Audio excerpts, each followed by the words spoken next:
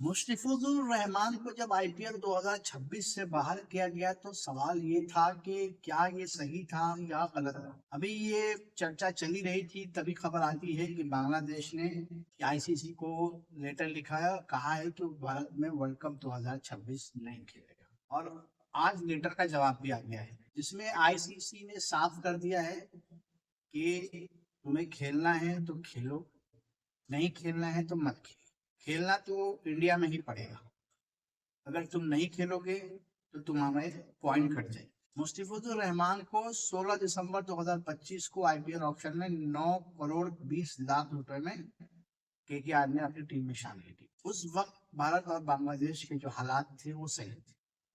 उसके बाद भारत और बांग्लादेश के बीच टेंशन बढ़ी, क्योंकि बांग्लादेश में अब तक 6 हिंदुओं को मारा जा चुका है, उनकी हत्या कर जा चुकी। भारतीयों का ये कहना था कि ये गलत है, अगर कोई बांग्लादेशी क्रिकेटर भारत में क्रिकेट खेलता है तो उसके साथ हम कुछ गलत कर सकते हैं, मारपीट कर सकते हैं, उसको खेलने से रोक सकते हैं। तो मुस्तफिजुर रहमान की सुरक्षा का सवाल था, तो बीसीसीआई ने कहा कि आपको बैन करना पड़ेगा 2026 के आईपीएल के लिए। बीसीसीआई ने आईपीएल 2026 के लिए मुस्तफिजुर रहमान को बैन कर दिया, क्योंकि बीसीसीआई नहीं चाहता था कि आईपीएल में किसी तरह का टेंशन है। बीटिंग एप्स जो चल रही थी उस पर बैन हो गया है।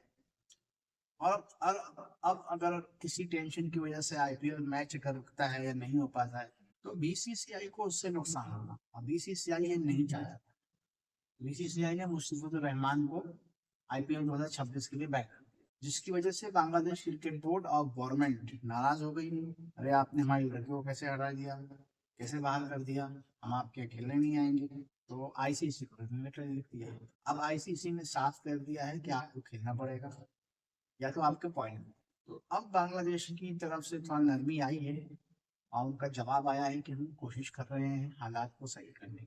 असल में बात करें तो बांग्लादेश की क्रिकेट में अभी कोई इतनी खास हैसियत नहीं है, औकात जिसको बोलते हैं क्रिकेट में वैसी औकात नहीं है कि उनको लेकर सोचा जाए कि भैया बांग्लादेश टीम नहीं आएगी या आईपीएल वर्ल्ड कप से हट जाएगी तो कुछ ज़्यादा बड़ा इम्पैक्ट पड़ेगा। तो उनकी जगह ऑस्ट्रेलिया, इंग्लैंड, न्यूजीलैंड, अफ्रीका या भारत ही खुद अगर होती तो थोड़ा बहुत सोच सकते थे।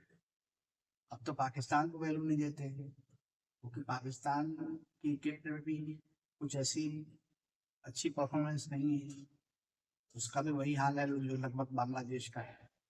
तो जब पाकिस्तान को वैल्यू नहीं दे रहे हैं तो बांग्लादेश को क्या देंगे। बांग्लादेश कोई बहुत बड़ी टीम नहीं है और कोई बहुत बड़ा उलट फेर उन्होंने कभी किया नहीं है, कोई बहुत बड़ा 2-4 आईसीसी के खिताब जीते हों।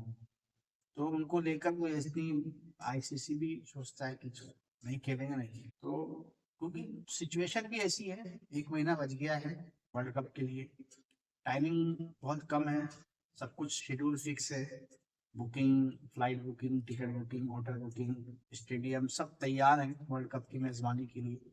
और अब ऐसे हालात में अब कहना कि हम नहीं खेलेंगे ये गलत है।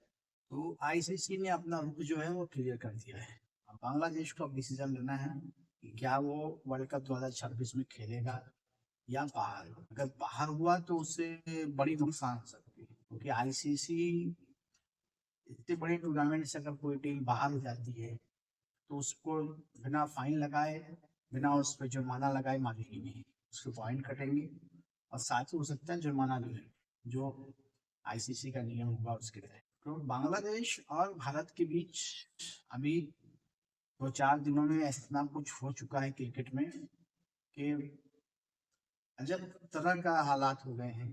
बांग्लादेश लगातार एक पे अपना कड़ा रुख अपना रहा है, कभी कोच को बैन करता है, कभी एंकर को बैन कर देता है भारत की, कभी लाइव आईपीएल ब्रॉडकास्टिंग को बंद कर देता है, कभी बोलता है कि हम जय शाह से ये मतलब वर्ल्ड कप जीतने से ट्रॉफी नहीं लेंगे। खैर वो तो बहुत दूर की बात है, वर्ल्ड कप बांग्लादेश जीतेगा ऐसा तो बहुत 0% चांस है समझिए।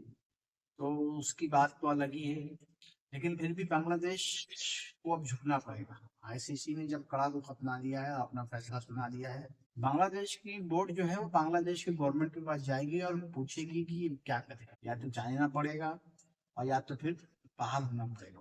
तो अब देखना दिलचस्प होगा कि बांग्लादेश आखिर बीसीसीआई और आईसीसी के सामने झुकता है या फिर वर्ल्ड कप 2026 से बाहर होता है। आपकी क्या राय है, आपका क्या कहना है इस पूरे घटना पर? अपनी राय बताएं, चैनल को सब्सक्राइब करें, वीडियो को लाइक करें।